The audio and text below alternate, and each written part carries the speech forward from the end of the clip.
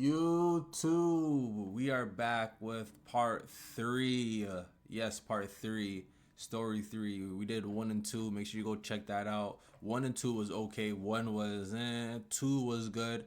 Now we're getting to the third one. I hope it gets more scary, more horror, more chilling, no more horror, all that good stuff. So let's get into it. Loading. When I was 14, my dad and I lived in a small studio apartment on Hollywood Beach in Florida. We didn't have hardly any money, but we treated ourselves to take out every other Thursday from the same Chinese place a few blocks away. They were family run, so the same guy came to deliver the food. Chinese food on the time. block is fire. We found out later he was the adult son of the woman who owned the restaurant. It was my job every other Thursday to answer the door and pay for the food, while my dad found something on TV for us to watch while we ate. He was short, with gray hair and glasses. I was friendly, but not talkative. At 14, I was still in my shy stage. We never had a conversation other than the typical hello and have a nice day. During that time, I was left alone a lot. Both my dad and I felt like 14 was old enough to spend a few hours home alone in the afternoons, after school. I was also very close with a woman who lived next door and her goddaughter, so I would spend a lot of time over there when my dad wasn't home. I walked home from school as well, and it was one school day afternoon, an hour or so after I had gotten home, that the phone rang. This was around 2004, so having a house phone was still really common. Ours was set up at the side of the table in the main room of the studio apartment. I answered it, and for a second I thought there was going to be no one on the other end, because there was a long pause. Then a sort of stammering that I couldn't understand.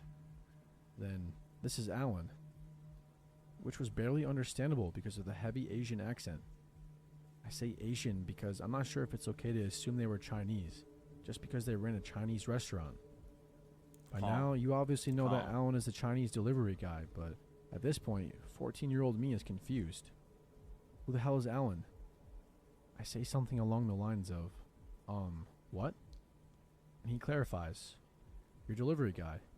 Chinese delivery." Now I am even more confused. What does Alan the delivery guy want? Why is he calling? He goes on, did you, order food? No, we did not. And I tell him so. Don't tell me you're home for another second or so. Then, do you want food? Are you home alone? My heart dropped into my stomach. Now I'm pretty sure I know what Alan the delivery guy wants. And yes, I was home alone. But I wasn't about to let him know that. Don't hang up the phone. My first instinct was to tell him that my dad was home, but this wouldn't work because his work fan wasn't outside, and I realized that Alan had been to our house enough over the last few years to know my dad's van, and if he drove by, he would know he wasn't home. Why he smiling like that? My uncle is here, I say, and immediately I think it's a horrible attempt at a lie, and Alan is going to know that. Why? I challenge him. He's quiet again for a moment, then a statement, not a question. You are home alone.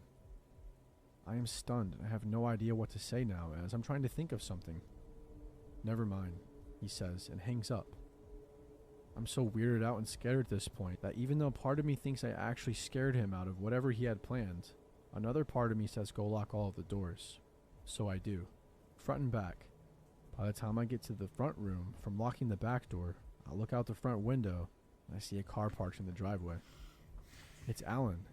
Why he smiling like that, the windows bro? are rolled up and lightly tinted, but I can see him behind the steering wheel, just staring at my door. This thing? Who 30 seconds later, the house phone starts ringing again.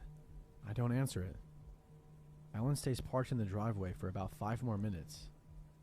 I stood looking out the window the whole time, thinking to myself that the second he got out of the car, I was going to grab a knife from the kitchen. Go knock your door. Such a dramatic young woman I was. The house phone starts to ring one last time. I don't answer it. As soon as it stops ringing the second time, I pick it up and dial 911. I was terrified. Not only because of Alan, but I was afraid my dad was going to be angry with me for calling the police. It is a completely different story, but he and the law have not always been on the same side, and I was raised with a sort of subliminal aversion to the police, and the idea that anything I couldn't handle myself, my dad could handle for me. Alan drove away while I was on the phone with the 911 operator.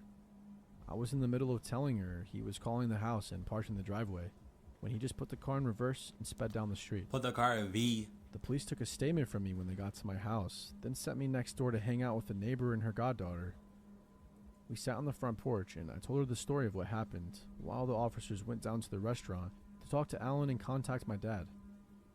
In the end, Alan was able to get off with a warning by telling the officers that there was a confusion and he thought that we had ordered food, which his mother confirmed. When asked why he wanted to know if I was home alone, he said he was trying to get an adult on the phone. The police told them that they will have to make someone else make deliveries to customers in my area from now on. This guy's good. To make sure that Alan keeps his distance. In all honesty, I think it was my dad's phone call to the restaurant later that really made Alan realize he had screwed up, and not the warning from the cops.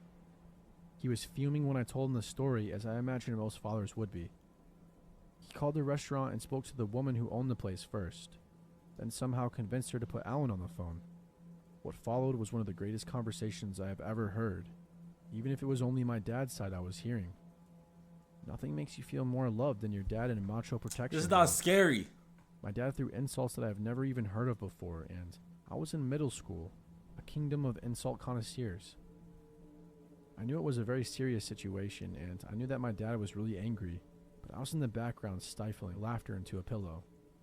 At one point, my dad asked Alan what the hell he was thinking for driving over here, to which Alan responded something about being lonely, and my dad said, "If I ever catch you on the street again, Alan, if I even hear that you were near this street, I will make sure that you are lonely for the rest of your life." We stopped eating from that restaurant after that. That was episode 3. That wasn't scary. I am disappointed. That was not scary at all. You know what? Just because that makes you like, comment, subscribe.